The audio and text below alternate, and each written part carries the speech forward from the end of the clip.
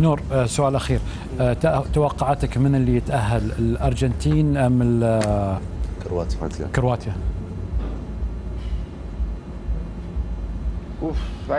اعتقد كرواتيا. انا اللي اقول لك اعتقد كرواتيا ستكون مباراة صعبة. من الصعب ان نقول كرواتيا او الارجنتين، لكني ارى بان كرواتيا تتمتع بنقاط اكثر. الارجنتين والكروات منظمين، يلعبون بالانضباط، ينتظرون يقتنصون الفرص، واعتقد بان كرواتيا. بس لا تنسى ان شاء الله، انا ما سالتك عن المغرب، ان شاء الله متاهلين، لكن انا اتكلم على الكرواتيا. تعبوا نور، يعني لعبوا 120 دقيقة و120 دقيقة.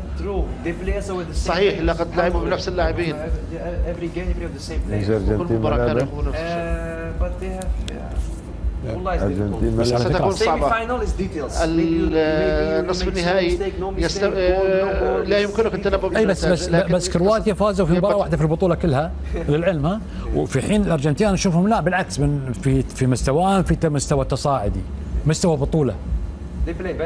يلعبون أفضل لكنهم ليسوا أفضل. ميسي مهم للغاية. إذا أوقفت ميسي توقف 50% من طاقة الفريق، لأن اللاعبين الآخرين أسماء كبيرة، لكن عندما يكونوا كأس العالم في إيطاليا يبلون جيدا، لكنهم لا يبلون جيدا. هل تسمح لي، أنا عارف أن طيارتك الساعة 7 الصبح، هل تسمح لي أن يطلعون لي هدف الأرجنتين أمس وتمريرة ميسي؟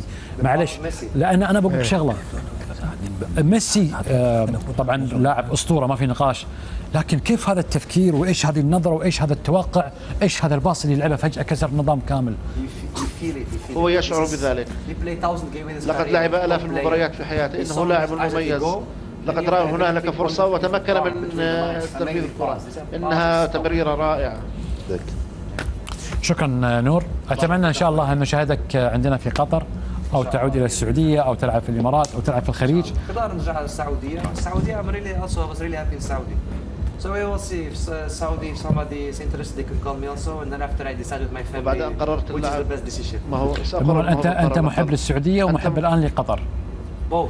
both. أنت محب للطرفين، ولكن بعد أتمنى أن أشوفك عندي هنا تستمتع في الملاعب المونديالية. إن شاء الله. أنت لم تلعب في الآن. بالضبط. إن شاء الله. شكرا نور. بارك الله.